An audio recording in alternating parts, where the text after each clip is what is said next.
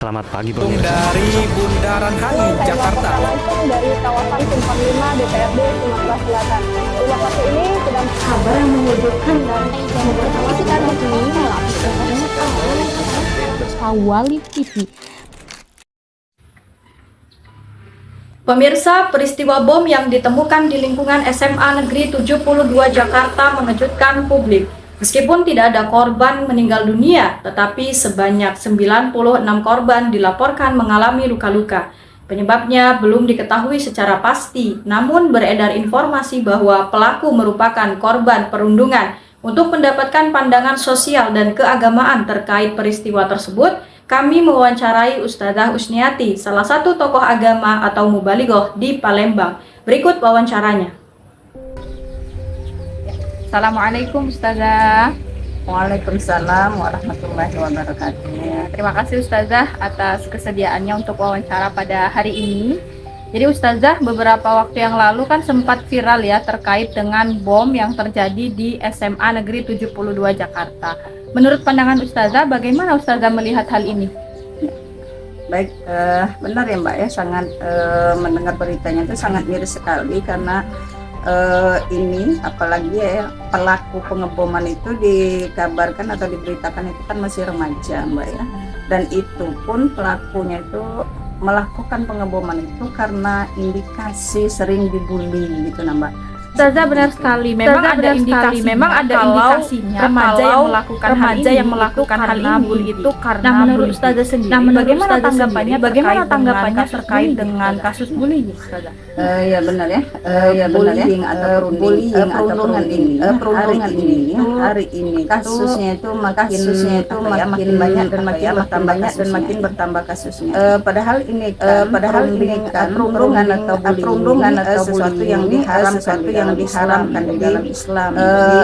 Kan bullying itu adalah perbuatan yang mencela, menghina dan seterusnya gitu ya. Merendahkan orang mengejek dan lain-lainnya di dalam Islam. Hal ini kan dilarang oleh Allah Subhanahu wa taala yang dijelaskan oleh dalam surat Al-Hujurat ayat 11 gitu ya. A'udzubillahi minasyaitonir rajim. Ya ayyuhalladzina la yaskhar qaumun min asa ayyakunu khairan. Jadi di ayat ini Allah menjelaskan bahwa Allah melarang wahai orang-orang suatu kaum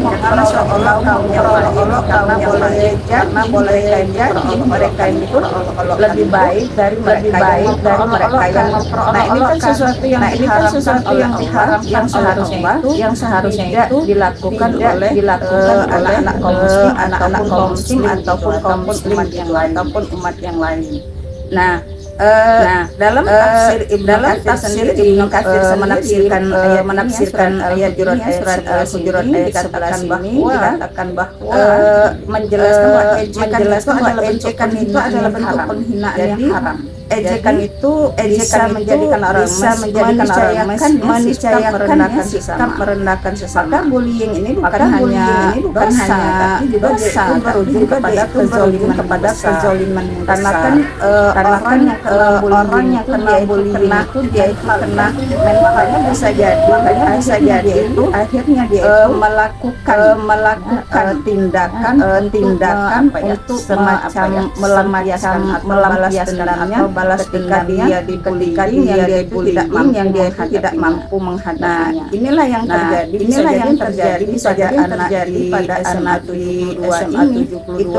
Itu adalah ekspresi atau balasan dari ketika dia itu kena teman-teman dari teman-temannya seperti itu Mbak. Nah maka dikatakan adalah perbuatan yang haram dan tidak dibolehkan seperti itu. Karena apa? Di dalam Islam itu mengajarkan yang sifat berempati, terus berkasih sayang sesama muslim maupun sesama non muslim, tidak boleh saling menyakiti. Nah, seperti tidak boleh ada kekerasan seperti itu Mbak. Menarik sekali ya Ustazah, bagaimana Islam memang memberikan ruang untuk mengharamkan gitu ya, mengharamkan kasus bullying. Nah, menurut Ustazah, kira-kira apa sih yang menjadi penyebab adanya kasus bullying ini, sehingga kan yang namanya bullying itu menimbulkan masalah baru seperti itu ya Ustazah, kekerasan, bahkan mental juga seperti itu. Nah Ustazah, kira-kira apa yang menyebabkan remaja itu melakukan bullying? Baik ya, kalau kita lihat ya, perilaku bullying hari ini terutama di Indonesia itu makin subur ya, bagaikan jamur di musim hujan gitu ya, berkembang dan subur gitu. Nah, penyebab perilaku bullying ini itu memang sangat kompleks ya Mbak ya. Jadi hari ini tuh dikarenakan apa ya, lingkungan sosial yang tidak sehat memang, kemudian banyak keluarga yang mengalami disharmoni ya, di mana orang tua itu sibuk bekerja sehingga komunikasi dengan anak-anaknya atau perhatian terhadap anak-anak itu kurang, bahkan hilang hari ini ya, karena disebutkan bekerja. Nah, sehingga ya, dengan kondisi keluarga yang disharmonisasi ini menyebabkan anak-anak ini kehilangan figur pembimbing gitu ya. Figur orang tua gitu ya, dari orang tua. Sehingga mereka mencari ya perlindungan atau mencari kesenangan atau mencari ketenangan diri itu di luar, yang dimana saat ini kondisi kehidupan sosial kita itu sangat-sangat tidak baik gitu ya, dan sangat-sangat tidak bagus seperti itu, sehingga mereka melakukan bullying ini juga itu kan atas hawa nafsunya juga, emosinya juga, ketika yang dia itu merasakan sakit hati, bisa jadi dendam untuk membalas seperti itu ya, seperti itu Mbak. Ya, tadi karena ya lebih kepada mentalnya gitu ya Ustazah ya. Jadi ketika dia dibully, terus dia menahan. Ya. Nah, ada waktu tertentu yang dia akhirnya mengungkapkan gitu ya, kekesalan dia karena dia dibully seperti itu Ustazah. Nah, ketika anak-anak ini mencari pelarian di luar rumah ya untuk entah itu mengekspresikan, entah itu kasih sayang yang dia cari, entah dia itu melepaskan rasa kesepihannya gitu ya. Nah, mereka ini, anak-anak ini terjebak pergaulan yang toksik ya di luar itu, seperti karena kan seperti hari ini media sosial itu memang penuh dengan budaya yang mengejek ya, dan itu pun mereka itu membuat konten-konten itu hanya demi supaya kontennya itu dapat komen dan nilai viral gitu. Viral. Sementara nilai-nilai moral itu nggak ada dan semakin tergerus ya, tidak ada nilai moral. Nah, dari sini banyak faktor ya, terutama itu media sosial ini, anak-anak hari ini kemudian dapat itu dari kebiasaan nonton film gitu ya, film-film serial, kemudian video-video game yang itu memang hanya menyajikan hiburan ya, tanpa rasa empati sedikit pun. Jadi hiburan itu dibuat hanya untuk sebatas supaya kontennya itu viral ya, dapat komen gitu ya, likes, komen dapat duit banyak ya, dapat duit. Bisa dapat duit. Iya, seperti itu ya. Nah, itu yang menjadi acuan anak-anak hari ini, atau yang mereka contoh lah gitu ya. Sehingga mereka ambil itu perbuatan-perbuatan yang tadi, yang membuli tadi ya. Nah, maka dari kasus ini ya kita lihat gitu ya. Kemudian kalau di sekolah juga itu kebanyakan sekolah itu menutupi terkait kasus-kasus bullying ini ya, karena untuk untuk citra yang itu sebenarnya tidak membuat efek jera bagi pelaku bullying ini. Nah, dan ini lagi disebabkan oleh sistem sekulerisme ini yang menuhankan kebebasan tanpa batas. Jadi di dalam sistem sekuler ini ya, yang diukur itu kan berdasarkan popularitas gitu ya, ketenaran, kemudian fisik gitu, atau status sosial yang itu bisa mendominasi, yang kuat bisa mendominasi yang lemah. Nah, sementara di dalam Islam kan itu standar kemuliaan itu adalah ketakwaan gitu ya, sebagaimana yang difirmankan Allah di dalam surat Al-Hujurat ayat 13 kan, A'udzubillahi minasyaitonirrajim. Inna akramakum indallahi atqakum. Jadi kata Allah, sesungguhnya yang mulia di sisi Allah itu adalah yang paling bertakwa. Jadi bukan yang paling viral gitu ya Ustazah ya. Bukan yang seperti itu ya. Kemudian kan Islam juga memandang, Rasulullah mengatakan bahwa Allah itu tidak memandang fisik gitu ya, dijelaskan tidak memandang fisik ya, keturunan atau harta ya, tetapi yang dipandang itu hanyalah ketakwaan semata. Seperti itu sebenarnya, Mbak. Nah, ketika ada dalam diri manusia ya, tadi seperti surat Al-Hujurat tadi ya, maka insya Allah kehidupan atau pergaulan anak-anak remaja itu tidak akan melakukan hal-hal ya tadi ya, yang bebas tanpa batas itu, yang rusak, bullying gitu ya Ustazah ya. Ini jelas adalah buah dari sistem sekuler hari ini ya, yang dianut oleh manusia hari ini. Seperti itu, Mbak. Ya, jadi kuncinya itu pemirsa sekuler ya, karena memisahkan aturan agama dari kehidupan. Jadi kayak gini Ustazah, kalau agama itu cuma ada di masjid gitu bukan ya Ustazah? Bukan dibawa, betul. Bukan dalam aktivitas tuh pakai agama. Maka anak-anak sekarang lebih banyak tidak mau malahannya diatur dalam urusan agama seperti itu, karena hidup-hidupku gitu ya mungkin Ustazah ya. Ketika berinteraksi dengan sesama manusia gitu ya, jadi semau-maunya mereka ya.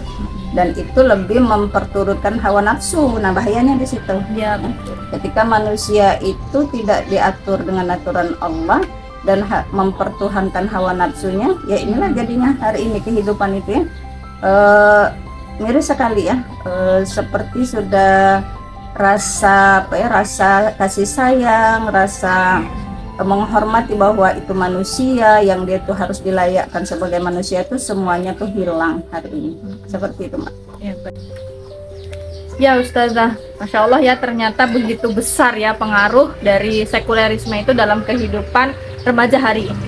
Nah Ustazah, kalau dalam pandangan Islam, kira-kira gimana Ustazah mengatasi kasus bullying ini? Utamanya tadi kan dari individunya yang sekuler, kemudian dari segi masyarakatnya, dan ada nggak sih peran negara gitu ya Ustazah, peran negara untuk mengatasi kasus bullying gitu ya, dalam pandangan Islam itu seperti apa? Baik.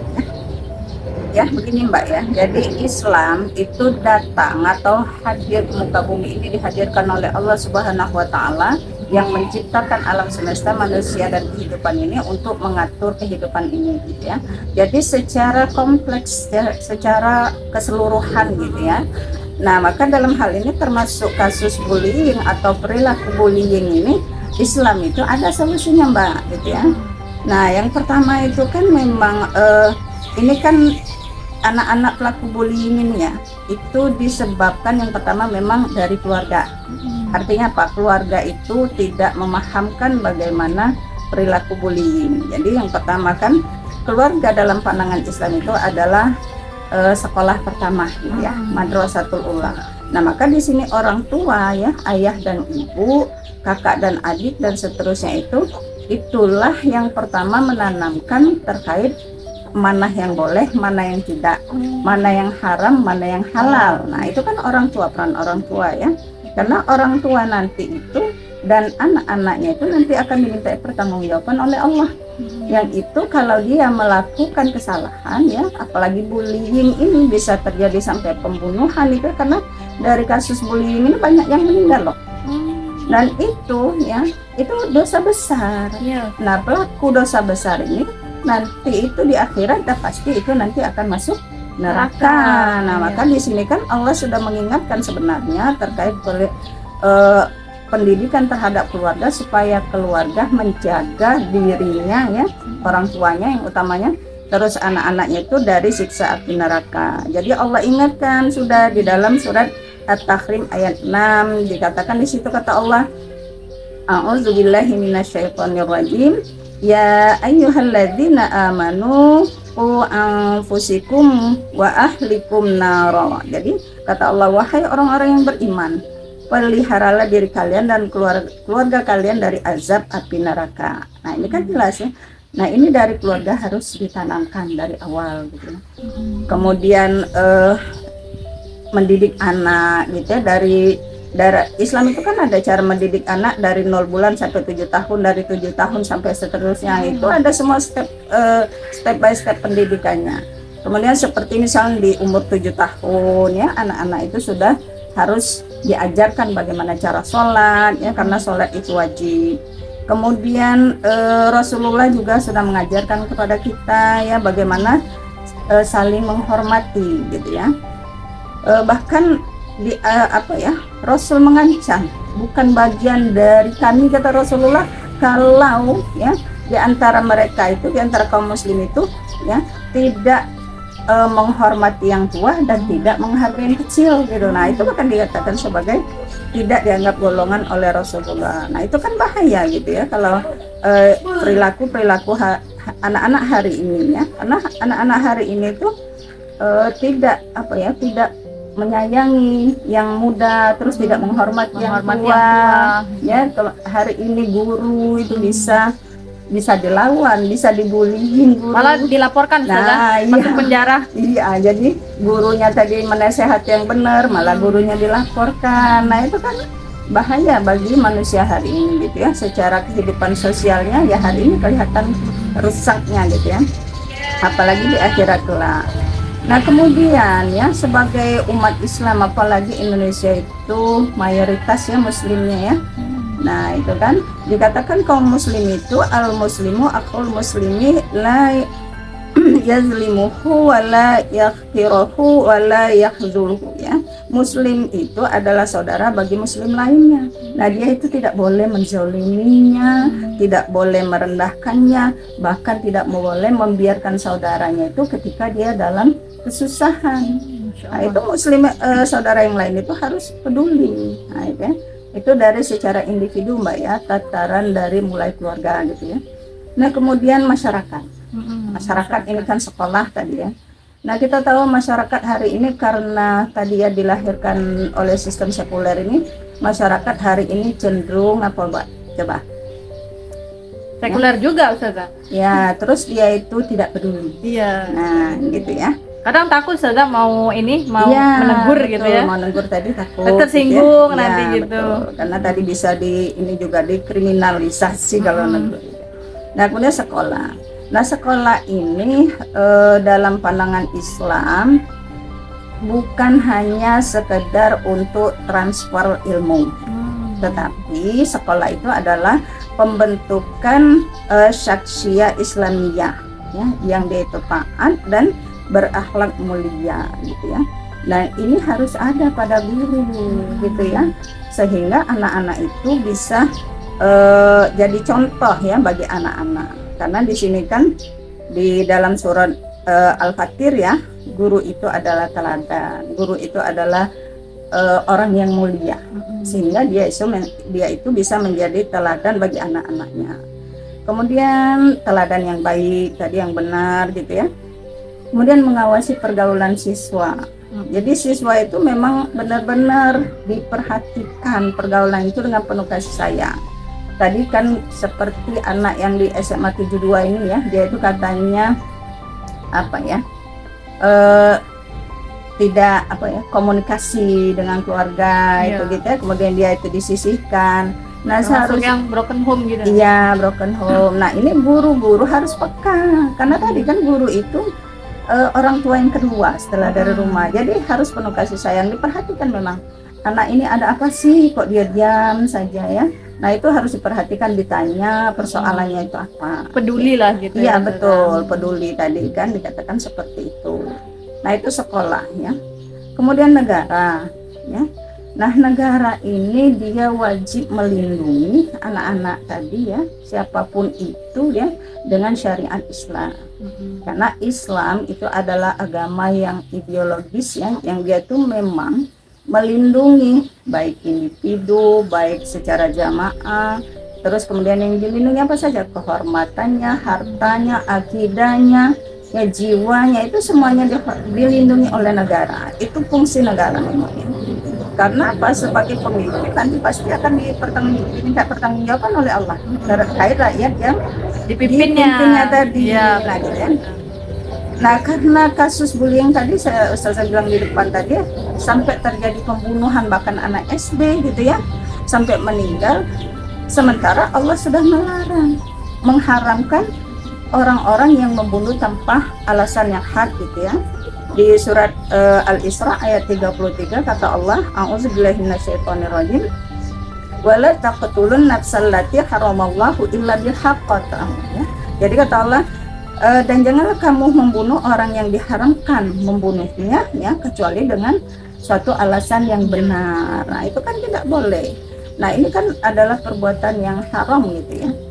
Nah, jika ini terjadi gitu ya, seharusnya negara menerapkan hukum qisas. Nah, karena kan sudah ada hukumnya, karena tadi membunuh tanpa alasan hak ya. Jadi dalam Islam itu memang dikatakan boleh membunuh, tetapi sesuai dengan syariat. Kalau syariat dan menjelaskan boleh dibunuh baru, kayak qisas misalnya, ketika dibunuh keluarganya itu menuntut untuk dibunuh, ya itu harus dilakukan. Dan pelaku qisas itu harus negara, tidak boleh kita sendiri yang ya, bunuh gitu.